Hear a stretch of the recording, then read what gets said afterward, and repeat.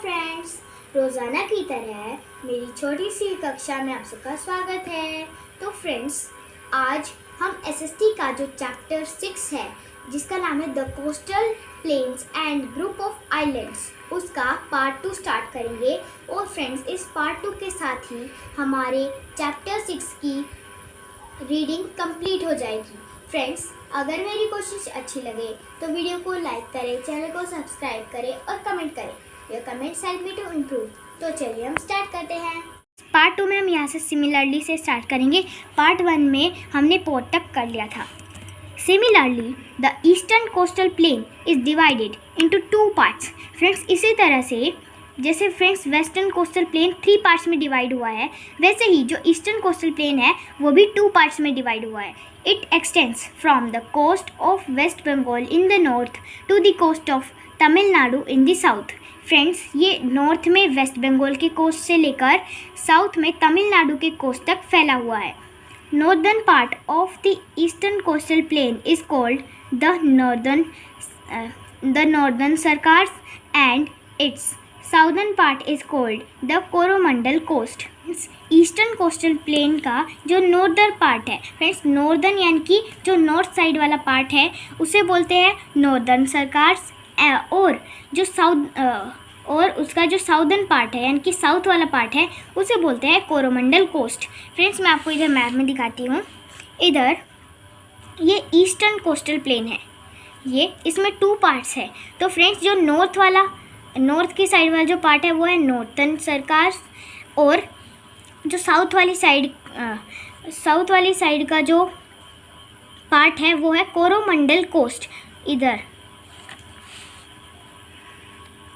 The eastern coastal plain is wider than the western coastal plain. और friends, जो eastern coastal plain है वो western coastal plane से ज़्यादा चौड़ा है।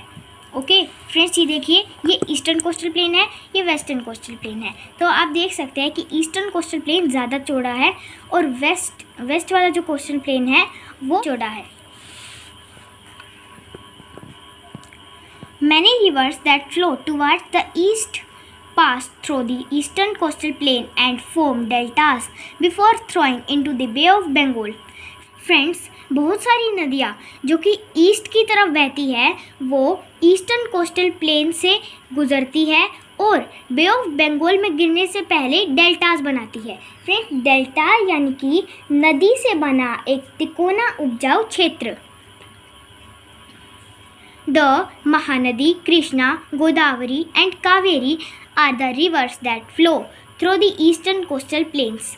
और फ्रेंड्स, महानदी, कृष्णा, गोदावरी और कावेरी ये सभी जो नदियाँ हैं ये ईस्टर्न कोस्टल प्लेन्स से बहती है।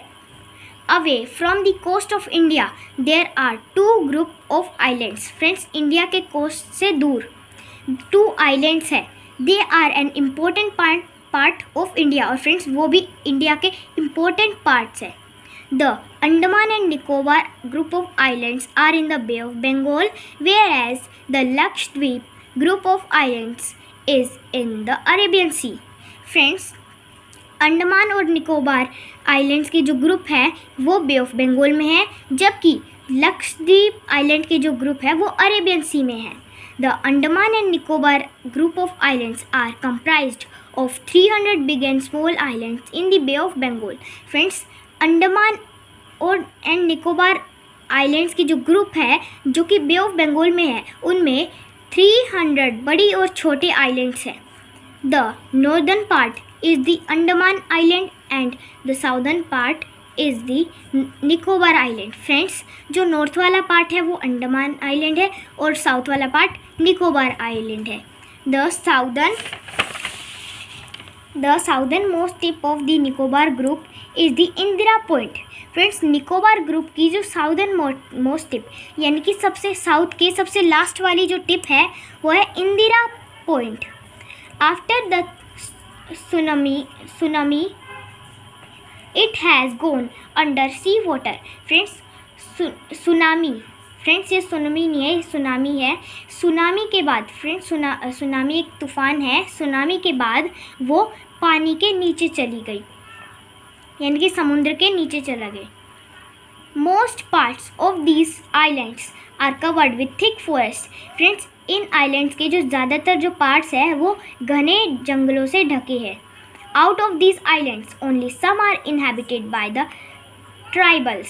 Friends, इन islands में से कुछ ही ट्राइबल्स के घर हैं. फ्रेंड्स, ट्राइबल्स यानी कि आदिवासी, जो कि पिछले ज़माने की लाइफ जीते हैं. फ्रेंड्स, कुछ आइलैंड्स पर ही आदिवासी रहते हैं, बाकी सब पे घने जंगल है. The Lakshadweep islands are in the Arabian Sea. और friends, Lakshadweep island Arabian Sea में है. There are 36 big and small islands in this group of islands.